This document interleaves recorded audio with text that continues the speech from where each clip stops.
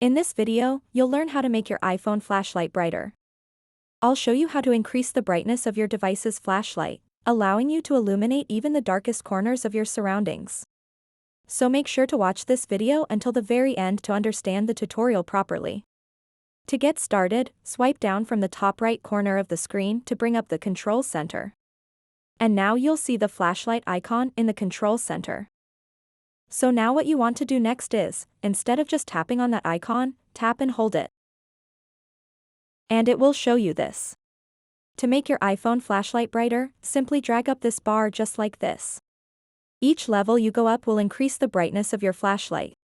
You can also drag it down to make the flashlight dimmer. So that wraps up this tutorial.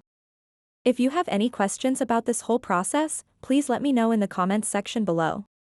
And if this video helped you out, please give it a big thumbs up and subscribe to this channel for more tutorial videos like this one. Thank you so much for watching and have a good day.